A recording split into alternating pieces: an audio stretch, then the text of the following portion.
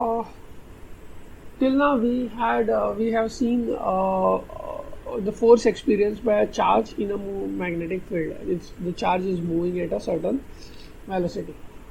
Now we'll look at the scenario where there is already existing V field, okay, already existing V field, and we place a current element in the field. We place a current element in the field, and the current element will experience a magnetic force. Okay, so now that current element can be ideal, okay, which is same as equal to kds, which is same as equal to jdv, right? So these are the different current elements that we had studied. So this ideal is because of uh, uh, line current, this was because of a surface current, and this was because of the volume current. These three things we have seen.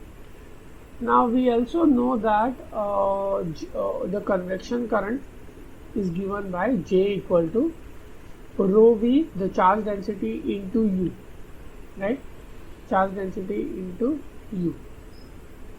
So I can substitute this. I can say that ideal is equal to rho V into U. So I have plugged this into this particular equation value, right? J value here. So what I get is rho V into dV will be my total charge. So this will be dl will be equal to rho V dV will be my dq into U, right? Because rho V dV is charge density into volume. So what it means is a current element, a charge dq, which is moving at a velocity of u, is equal to the charge element or the current element I dl, I flowing through a small element dl. Okay, I have with me that F magnetic force is given as the charge q on a force q on a charge q is u cross b, right?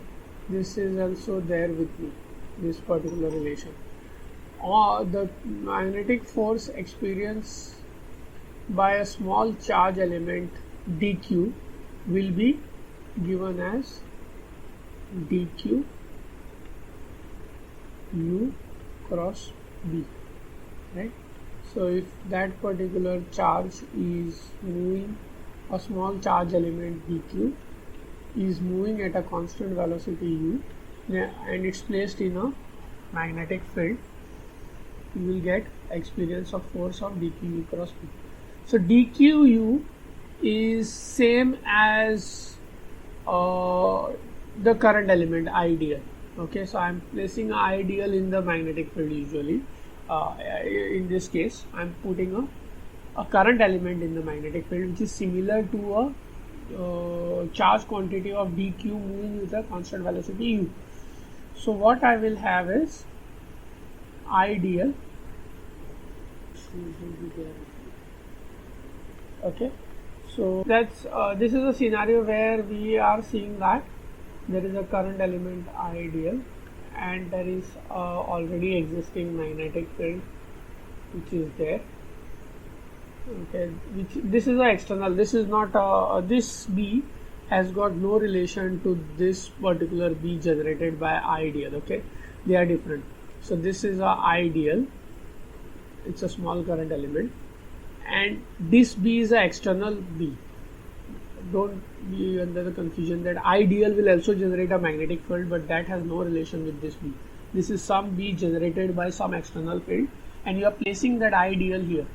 Now if this ideal is a closed loop, a closed current element, then what will happen is F, total F experienced by this loop will be the integral, the closed integral L of ideal cross B. Cross B. In short, to summarize, what we had done is we had started off with like saying that there is a already existing B field and we place a current element in the field. So this is what the scenario was.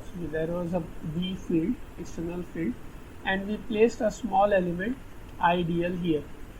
Okay, we placed a small element IDL here in this case. Okay, and what we saw was IDL here in this field. Now what we saw was IDL, we had this relation where IDL will be same as JdV, right, the total current, JdV. This will be a volume element, same thing. So we know that J equal to rho V U. I plugged it in here. So IDL will be rho V U dV. So rho V dV is rho V is the charge density, dV is the volume. So dq will be the total charge element. Rho V into dV will be the small charge element dq. So what we got is the relationship is that IDL is the current element. The is same as charge dq moving at a velocity of u. So I plugged it in here, which was the force, the magnetic force formula that we had got before, which is equal to Fm is equal to Qu cross B, and this is what I got.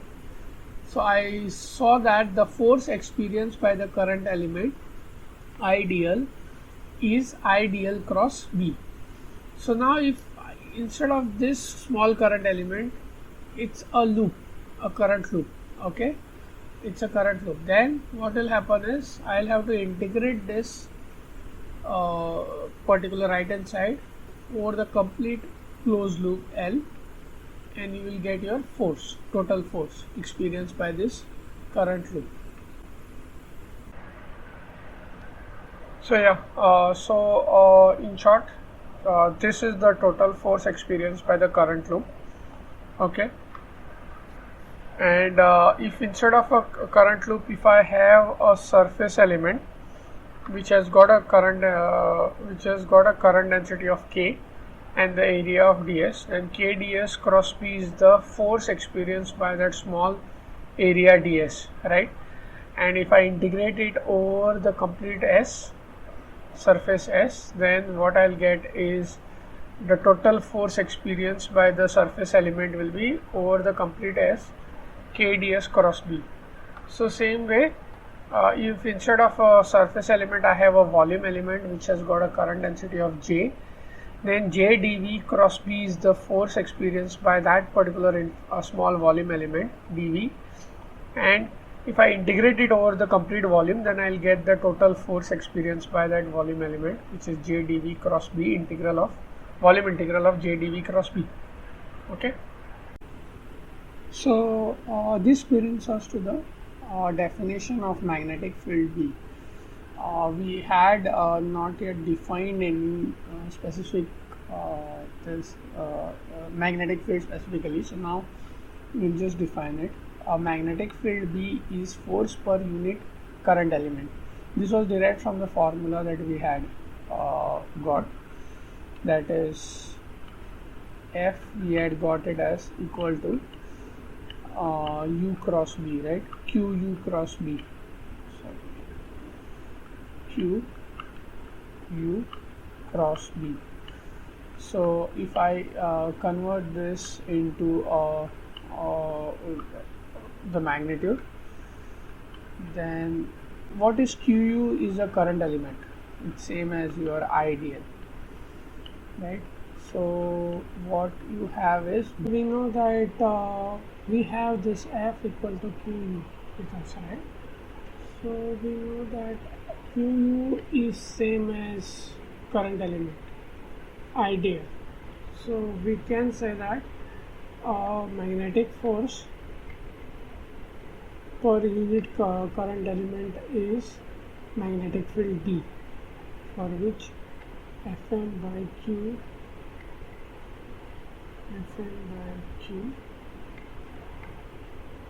is equal to U cross P satisfied, for which Fm by Q equal to U cross P is satisfied.